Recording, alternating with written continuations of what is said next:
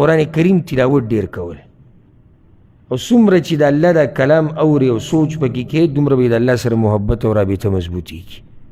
او دا د تجربې خبره ده کله چې د قرآن درسي دا به تاسو محسوسه کړي کوم ملګري چې قرآن درسونو کې کېږي تفسیر د قرآن اوري یا کوم ملګري چې دلته ناست دي طلبة العلم علم یې زده کوي او دوی د تفسیر مطالعه کوي په الله درته قسم خورم په هغه رب درته قسم خورم په کوم رب د کوم رب په لاس کې چې زما ساده چې د یو آیت سره نه یو آیت نه د یو ټکي سره به خپل رب سره محبت ډېرېږي د یو ټکي سره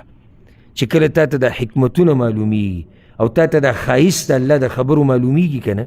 او د علم دې ډېرېږي د خپل رب سره به د محبت ډېرېږي او بیا به د یو تنده جوړه شي تنده چې دا ما بیا وویله او بیا مې وویله او بیا مې وویله او موږ په مخه د قرآن وایو خو چې څومره وایو محبت ورسره ډېرېږي او تفسیر وایو څومره چې وایو محبت ورسره ډېرېږي ترجمه وایو چې څومره وایو محبت ورسره ډېرېږي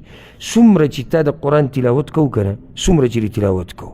خپل رب ته به نږدې کېږي او د هغه سره به د محبت ډېرېږي او د هغه سره به د رابطه مضبوطېږي نو ځکه دا نصیحت د زړه نه واله اول خو ځان په هغه کسانو کې راوله قرآن کې الله سوره بقره کې ذکر کړي دي یتلونه حق تلاوته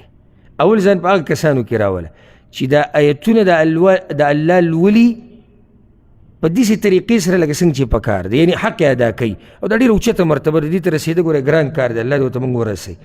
د الله د آیتونو حق ادا کول دا ډېر ګران کار دی خو داسې قوم شتي الله یې قرآن کې ذکر کړی اول خو کوشش وکړه چې ځان په هغو کې راولي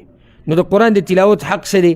په ښایسته طریقې سره تلاوت کول دا یادول په دې عمل کول خلکو ته بیانول او داسې پسې بیا ځه دا حق دی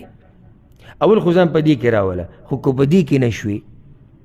یو سړی وایي چې تا په خپله وایي چې دا ډېره ګرانه خبره ده او موږ به دې ته څنګه ورسو او کېدای شي زه ونه رسم که ته ونه رسې زه درته دویمه لار اول کوشش وکړه چې ته په دغه خلکو کې شي کوم مبارک چې الله وایي یتلونه حق تلاوتې یو سړی وایي دې مرتبې ته رسېده ګران دي نو بیا درته دویمه مرتبه زه دا ښیم فقرؤوا ما تیسر من القرآن چې څومره تا ته اساني د قرآن لولوله او که په دې کې هم نه شوې فإن فاتک هذا وذاک یعنې نه د هغې شوې نه د دې شوې نو بیا یو بله لار هم شتي فاستمعوا له وانصتوا یو ته غوږ کېده تلاوت یې واوره مقصد زما د خبرې دا دی چې هر وخت د الله د کلام سره خپل یو تړون ساته او چې څومره ستا د الله د کلام سره رابطه مضبوطوي نو دومره به ستا رابطه د چا سره مضبوطوي هغه د الله سره مضبوطوي